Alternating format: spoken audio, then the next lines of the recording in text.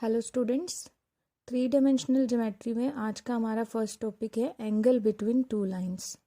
हमें two lines के बीच का एंगल फाइंड आउट करना है। तो स्टार्ट करते हैं। तो टू लाइंस हैं हमारे पास और मैं सपोज कर रही हूँ उनके डायरेक्शन रेशियोज हैं A1 B1 C1। ये फर्स्ट लाइन के डायरेक्शन रेशियोज हैं और सेकंड लाइन के डायरेक्शन रेशियोज सपोज कर लिए A2 B2 और C2। तो ये टू लाइंस हैं और ये उनके डायरेक्शन रेशियोज हैं। तो उन टू लाइंस के बीच में जो एंगल होगा यानी कि जो थीटा एंगल होगा, theta is the angle between two lines.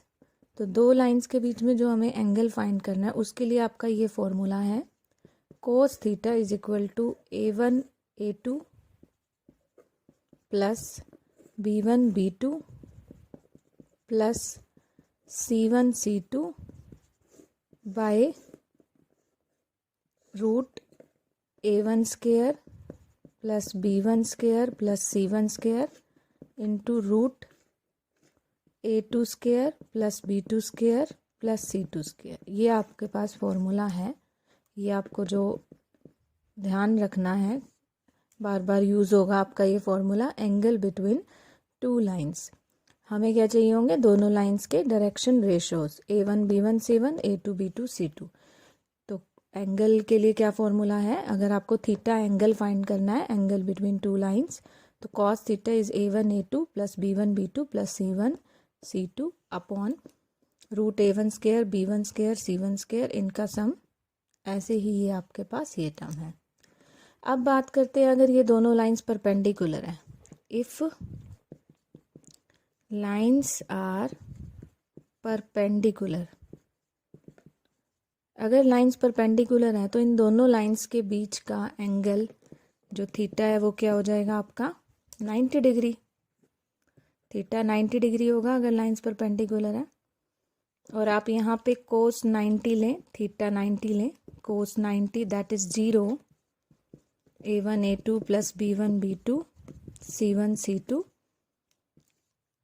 Upon root A1 square plus B1 square plus C1 square. तो ये आपका वहाँ प्रोडक्ट में ज़ीरो हो जाएगा ये term. You get only A1 A2 plus B1 B2 plus C1 C2 is equal to zero. तो ये आपकी कंडीशन है, इस कंडीशन को ध्यान रखना है, इंपॉर्टेंट कंडीशन है। If two lines are perpendicular then pair wise ये आप प्रोडक्ट करें और सम लें A1 A2 plus B1 B2 plus C1 C2। Direction ratios की मल्टीप्लाई और उनका सम क्या होता है? Zero if two lines are perpendicular.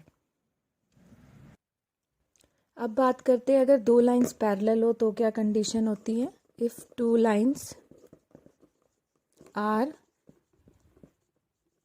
Parallel then, तो क्या कंडीशन मिलेगी आपको? ये जो आपके डायरेक्शन रेशियोज हैं A1 A2, इनका रेशो B1 B2 का रेशो C1 C2 का रेशो ये सेम मिलेगा आपको। Direction ratios are proportional.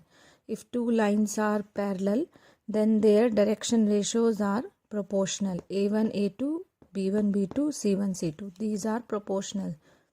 तो ये आपकी कंडीशन है। स्टूडेंट्स, आपने ये टॉपिक किया है, मैं एक्सप्लेन कर चुकी हूँ प्रीवियस टू वीडियोस में, equation of straight line in vector form. यहाँ मैंने टू लाइंस की इक्वेशन ली है। आप रिमाइंड करें, ये मैंने आपको बताया था स्ट्रेट लाइन की इक्वेशन वेक्टर फॉर्म में ये होती है। ये ए क्या होता है? जहाँ से वो लाइन पास कर रही है उस पॉइंट का पोजीशन वेक्टर ए वेक्टर। और बी क्या होता है? लाइन जिस वेक्टर के पैरेलल है वो बी वेक्टर। तो ये आपका 11.2 का फर्स्ट टॉपिक ही था कि किसी भी स्ट्रेट लाइन की equation in vector form if it's passing point and parallel vector is given, तो ये होती है। तो यहाँ मैंने टू लाइंस की इक्वेशन ली है। R vector is equal to A1 plus lambda B1, R vector is equal to A2 plus lambda B2, यानी कि फर्स्ट वाली लाइन का पासिंग पॉइंट का पोजीशन वेक्टर ये है और फर्स्ट वाली लाइन इस वेक्टर के पैरेलल है। ऐसे सेकेंड लाइन जो है पासिंग पॉइंट और ये उसका पैरेलल वेक्टर। आपको क्या फाइंड करना है, इनके बीच का एंगल। ये आपको लाइंस की इक्वेशन दे रखी है। अगर लाइंस की इक्वेशन गिवन हो तो आप एंगल उनके बीच का, एंगल बिटवीन टू लाइंस कैसे फाइंड करेंगे, ये टॉपिक है हमारा। अगर लाइंस की इक्वेशन गिवन है तो उनके बीच का एंगल्स किस तरह से फाइंड करेंगे। तो एंगल जो होगा उनके बीच का थीटा, उसको कैसे फाइंड करेंगे। तो फॉर्मूला आपका ये cos theta is equal to b1 dot b2 by magnitude of b1 magnitude of b2, b1 dot b2 by magnitude of b1 magnitude of b2। ये आपका फॉर्मूला है एंगल बिटवीन टू लाइंस के लिए। ये मैंने modulus ले लिया तो इट मीन्स ये एक्यूट एंगल आएगा थीटा। और जो मैंने अभी पहले आपको बताया वहाँ मैंने ये बोला था कि अगर आपको टू लाइंस के डायरेक्शन रेशियोज गिवन हो, A1 B1 और C1 और A2 B2 और C2, सबसे पहले मैंने आपको यही बताया अगर डायरेक्शन रेशियोज गिवन हो तो एंगल कैसे फाइंड करोगे।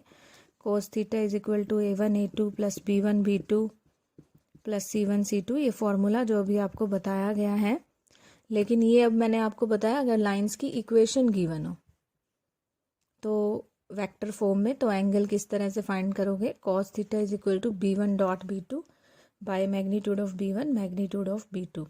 जैसे सपोज करो ये इक्वेशन गिवन है I plus J plus lambda 2i plus J plus minus K, तो ये तो आपका हो गया A1 प्लस लैम्डा B1, ये B1 हो गया। दूसरी इक्वेशन ये हो गई, सपोज करो J प्लस लैम्डा के I प्लस के, तो ये आपका हो गया B1 और ये B2। आप पहले B1 और B2 की डॉट प्रोडक्ट करोगे, फिर इनके मैग्नीट्यूड फाइंड करोगे और यहाँ सब्स्टिट्यूट कर दोगे। अब बात करते हैं अगर लाइन की कार्टेशियन इक्वेशन गिवन है तो उनके बीच का एंगल किस तरह फाइंड करते हैं। अगर लाइंस की कार्टेशियन इक्वेशन गिवन है तो कार्टेशियन इक्वेशन क्या होती है, लाइन की x minus x1, two lines given है आपको, उनके बीच का एंगल फाइंड करना है। तो टू लाइंस की कार्टेशियन इक्वेशन मैंने आपको बताई थी, x minus x1 upon a, y minus y1 upon b, z minus z1 upon c। और सेकेंड लाइन की x minus x2 upon a2, y minus y2 upon b2। तो ये to lines की आपके पास कार्टेशियन इक्वेशन गिवन है। तो आपका angle इनके बीच का कैसे आएगा, cos theta is equal to, आप ये ले लीजिए डायरेक्शन रेशियोज ही होते हैं ये। अगर ये लाइन की इक्वेशन है तो A1 B1 C1 क्या है, A1 B1 C1 हमारे पास क्या है, लाइन के direction ratios. A2 B2 C2 क्या है, सेकेंड लाइन के डायरेक्शन रेशियोज। तो ये तो आपको पता ही है कि अगर आपके पास लाइन के डायरेक्शन रेशियोज हैं तो एंगल कैसे फाइंड करते हैं। मैंने अभी आपको बताया था अगर लाइन के डायरेक्शन रेशियोज गिवन है तो एंगल फाइंड करने का क्या फॉर्मूला है, cos theta is equal to A1 A2 plus B1 B2 plus C1 C2 upon root A1 square B1 square C1 square into root A2 square plus B2 square plus C2 square. तो ये Cartesian equation given है, तो ये direction ratios होंगे और आप angle easily इनके बीच का फाइंड आउट कर सकते हो। नेक्स्ट टॉपिक बेटा हमारा है shortest distance between two lines. आपको दो लाइंस के बीच का शॉर्टेस्ट डिस्टेंस फाइंड करना है। तो बेटा अगर लाइंस इंटरसेक्टिंग हो, इफ़ लाइंस आर इंटरसेक्टिंग, अगर ऐसे लाइन इंटरसेक्ट कर रही हैं तो उनके बीच का शॉर्टेस्ट डिस्टेंस जीरो ही है। If lines are intersecting then the shortest distance between them is zero. और इफ़ लाइंस आर पैरेलल, अगर ऐसे लाइंस पैरेलल हैं तो उनके बीच का डिस्टेंस क्या होगा, जो ये परपेंडिकुलर की लेंथ है, परपेंडिकुलर की length, that is the shortest distance. If lines are parallel then the length of perpendicular is the shortest distance. अब बात करते हैं हम स्क्यू लाइंस। स्क्यू लाइंस क्या होती हैं, मैंने ब्रैकेट में लिखा है नॉन कोप्लेनर लाइंस, अभी एक्सप्लेन करती हूँ। Skew lines are the lines if lines are neither parallel nor intersecting, अगर लाइंस ना तो पैरेलल हो और ना ही इंटरसेक्टिंग हो, that lines are called skew lines. अब बेटा अब लाइंस हैं, अब आप एक ही प्लेन में लोगे, जैसे ये बोर्ड आपके पास है, ये एक प्लेन है, अगर मैं यहाँ दो लाइंस लूँ या तो पैरेलल होंगी ये, अगर पैरेलल नहीं है तो इंटरसेक्टिंग होंगी। लेकिन अगर आप नॉन कोप्लेनर लो, नॉन कोप्लेनर किस तरह से, जैसे आप जिस रूम में बैठे हो, आप उस रूम की 2 वॉल्स को देखो, अब अपोजिट वॉल्स को ही देख लो, एक लाइन एक वॉल पे लूँ और दूसरी लाइन उसके अपोजिट वॉल पे लूँ, तो ये नॉन कोप्लेनर लाइंस होगी ना, वो अलग प्लेन में है, दूसरी लाइन अलग प्लेन में है। तो ये नॉन कोप्लेनर लाइंस जो होंगी वो ना तो पैरेलल होंगी ना ही intersecting. That lines are called skew lines which are neither parallel nor intersecting, और you can also say that lines are non coplanar lines. तो अभी हमने पढ़ना है शॉर्टेस्ट डिस्टेंस, शॉर्ट में लिख देते हैं SD, shortest distance between 2 skew lines. तो 2 लाइन से आपके पास एक की इक्वेशन ले लो, R vector is equal to A1 plus lambda B1, second की ले लो R vector is equal to A2 plus lambda B2। तो ये आपके पास 2 लाइंस की इक्वेशन है और आपको इनके बीच का शॉर्टेस्ट डिस्टेंस फाइंड करना है। तो बेटा ये फॉर्मूला है, वैसे क्या होता है शॉर्टेस्ट, जैसे एक लाइन ही है, एक लाइन ही है, तो शॉर्टेस्ट डिस्टेंस का मतलब है जैसे आप इस पे एक पॉइंट लो और ये परपेंडिकुलर ड्रॉ कर दो, तो ये जो डिस्टेंस है that is the shortest distance. एक लाइन पर पॉइंट लो, परपेंडिकुलर ड्रॉ करो, that is the shortest distance between 2 skew lines. तो इसके लिए फॉर्मूला है आपके पास A2 माइनस A1, ये आपके पास 2 लाइंस की क्या है equation, A2 minus A1 dot B1 cross B2 by magnitude of B1 cross B2। तो ये आपके पास शॉर्टेस्ट डिस्टेंस फाइंड आउट करने के लिए फॉर्मूला है A2 minus A1 dot B1 cross B2 by magnitude of B1 cross B2।